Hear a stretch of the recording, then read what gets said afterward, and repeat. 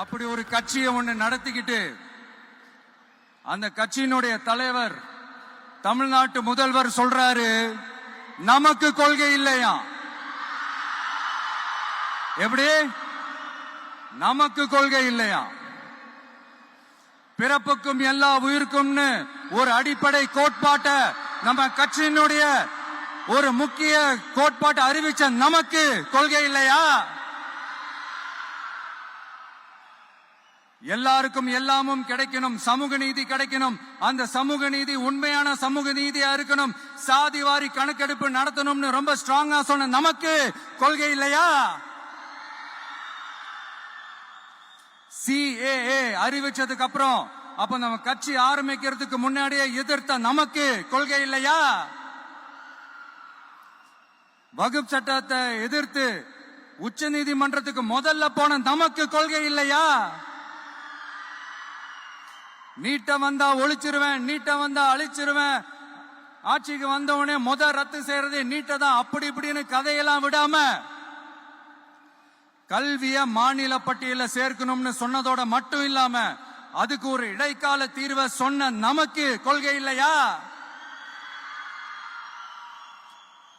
சமத்துவம் சம வாய்ப்புன்னு ரொம்ப ஸ்ட்ராங்கா சொன்ன நமக்கு கொள்கை இல்லையா?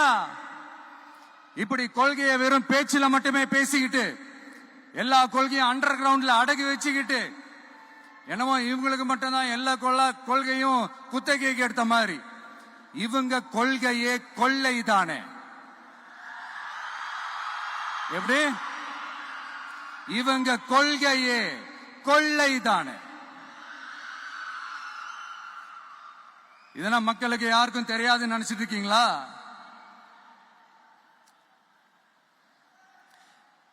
எங்க கட்சி ஒன்றும் சங்கரமடம் இல்லைன்னு சொன்னது யாரு? யார் சொன்னாங்க? ஏன் சொன்னாங்க?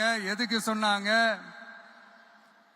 இப்ப உங்க கட்சியில என்ன நடந்துகிட்டு இருக்குது அதையும் கொஞ்சம் யோசிச்சு பாருங்க, இதையும் கொஞ்சம் யோசிச்சு பாருங்க. அதனால பாப்பா பவள விழா பாப்பா, நீ பாசாங்கு காட்டாத பாப்பா, நீ நல்லவர்கள் போல் நடிப்பதை பார்த்து நாடே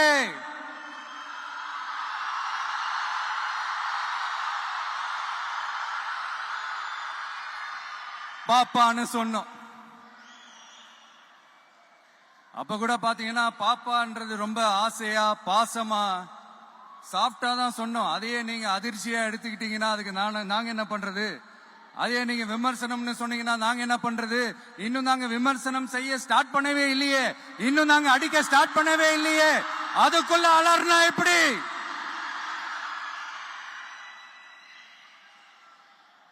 அதனால உங்க அரசவை புலவர்கள் யாராவது இருந்தாங்கன்னா கர்ச்சீஃப் எடுத்து அவங்க கண்ணீரை துடைத்து விடுங்கள்.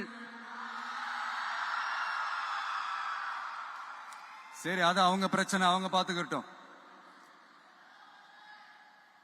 நமக்கு எப்பவுமே மக்கள் தாங்க, மக்களுடைய பிரச்சனை பத்தி பேசுறது தான். இன்னைக்கு நம்ம காஞ்சிபுரம் மாவட்டத்துக்கு வந்திருக்கிறோம்.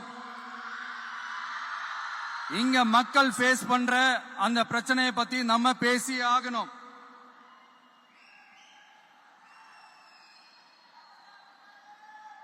இந்த காஞ்சி மண்ணை வாழ வைக்கிற ஜீவ நதி பாலாறு, உயிர் நதி பாலாறு. இந்த மக்களோட உயிரோடவும் ரத்தத்தோடும் கலந்து ஓடுவது பாலாறு. அந்த பாலாறை இன்னைக்கு பெரியார் பெயரையும் அண்ணா பெயரையும் சும்மா பேருக்கு வச்சுக்கிட்டு ஆட்சி நடத்துறவங்க என்ன பண்றாங்க தெரியும்ல? சுரண்டிட்டாங்க, கொள்ளையடிச்சிட்டாங்க, நாசம் பண்ணிட்டாங்க, மோசம் பண்ணிட்டாங்கன்னு இன்னும் என்ன வேணாலும் சொல்லலாம். ஆக மொத்தம் அழிச்சிட்டாங்க. இத நான் ஏதோ போற போக்குல ஏதோ அடிச்சு விடலங்க, ஆதாரத்தோட தான் சொல்றேன். அனுமதிக்கப்பட்ட அந்த லெவலை தாண்டி 22,70,000 யூனிட் மணலை கொள்ளையடிச்சிருக்கிறாங்க. ஆக மொத்தம் இதுல அவங்க அடிச்ச கொள்ளை எவ்வளவு தெரியுமா? ரொம்பலாம் இல்ல, கம்மி தான். 4,730 கோடி. கம்மி தான் இல்ல?